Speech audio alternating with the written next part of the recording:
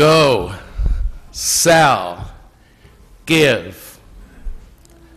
Go, sell, give.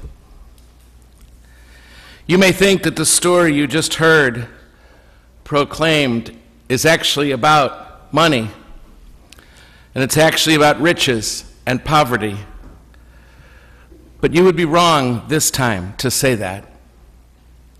While there are many stories in that book that our deacon just proclaimed out of, many stories there about poverty and wealth, this story is not about that.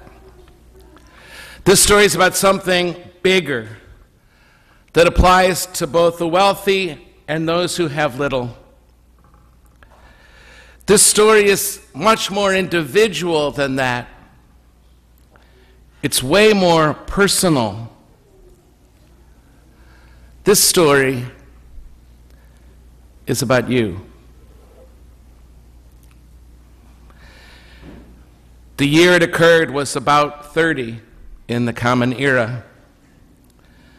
This young man, the age probably of many of our students, maybe 20 years old, went to Jesus because he knew there was something missing in his life. He knew there was something missing, but he could not figure out what it is. He was doing everything right. He was obeying the laws. He was trying to be moral. This was a good kid. But there was something of life not happening for him. Something was not working. He knew there was more joy as yet to be had.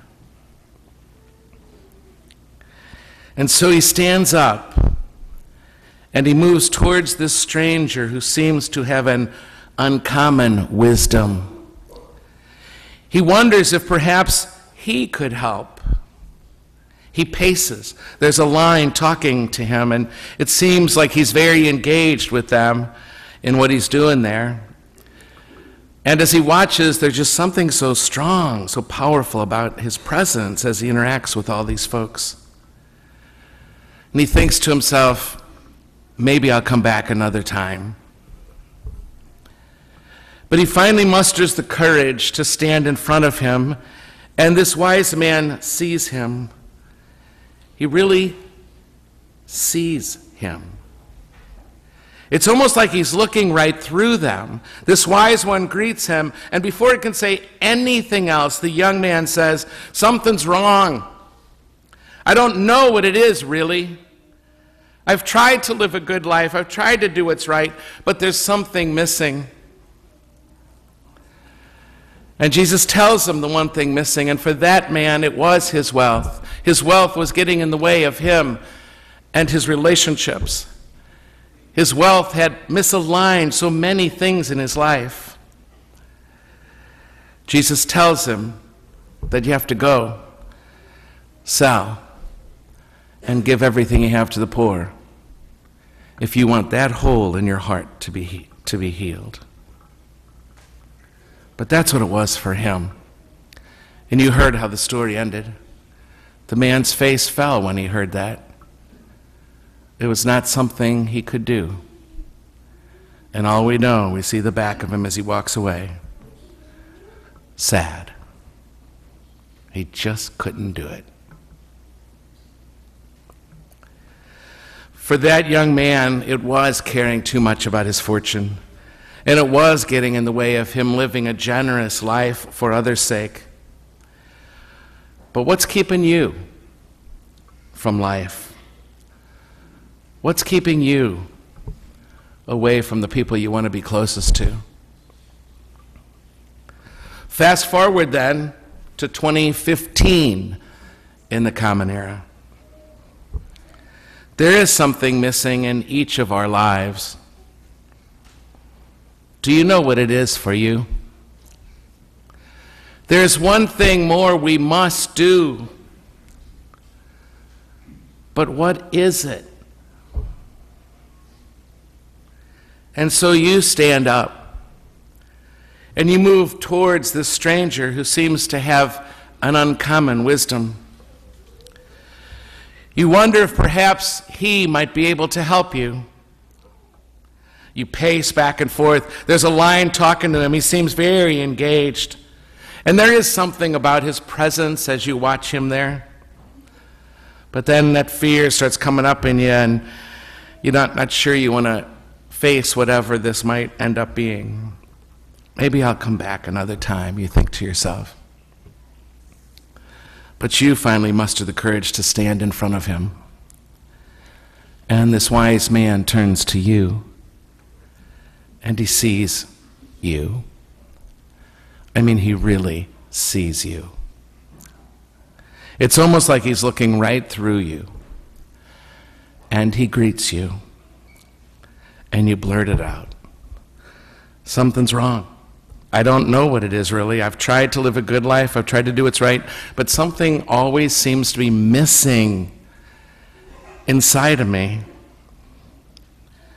And even as he says those words, tears well up in your eyes, and one of those big old crocodile tears runs down your cheek.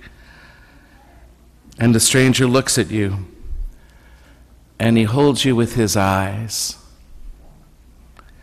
And with the most gentle eyes you have ever seen in all of your life, that are so full of care, as if you were the only person in all the world.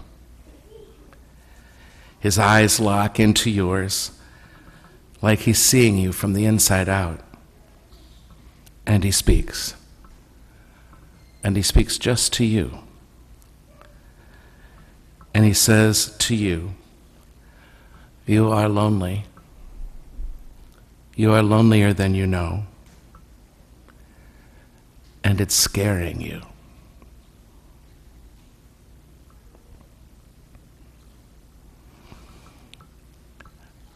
He continues to look at you, and there's this pause in the air.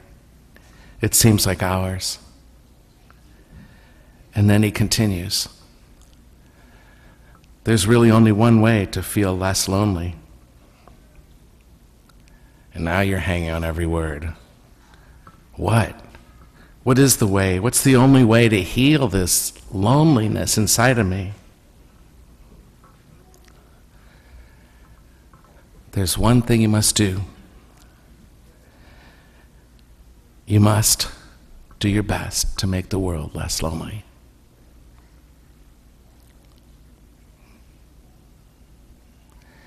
If you want your own loneliness to be healed,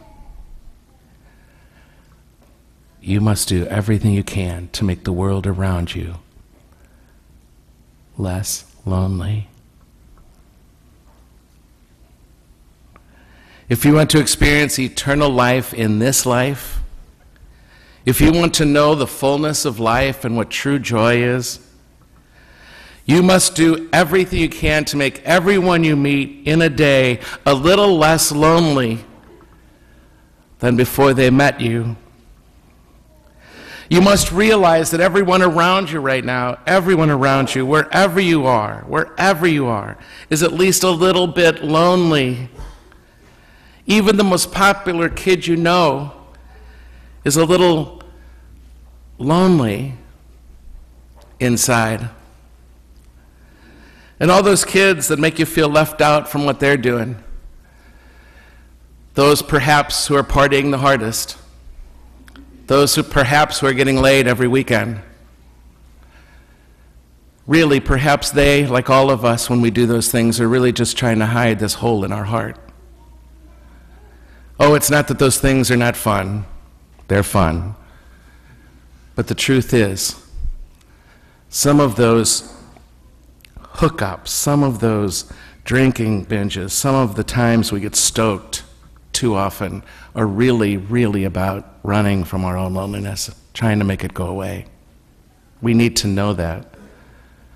And it would probably help us judge people less too if we're not the ones doing those things.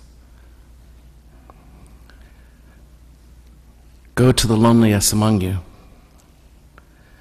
Be aware of the places and the people who are the loneliest among you. Where are they?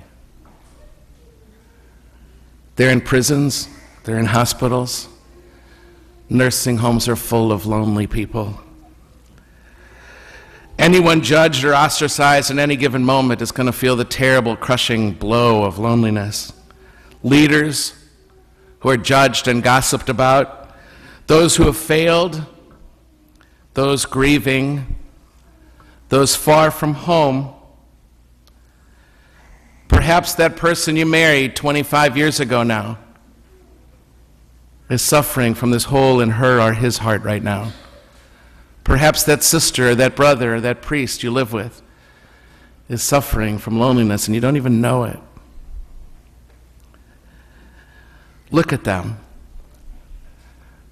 Take a second look at them and love them.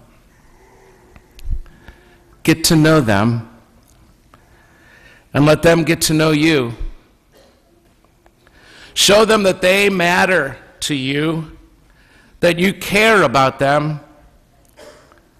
The best way for you to be less lonely is to work really hard to make the person next to you less lonely. And that's the truth.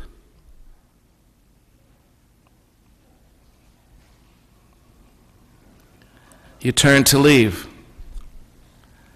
All of a sudden it feels like something really hard to do, that when I'm the loneliest, I got to care about somebody else when all I want to do is meet my own need. You think about that as you turn to leave. And as you walk away, you can almost feel him looking at you from behind, seeing you, really seeing you with a great love.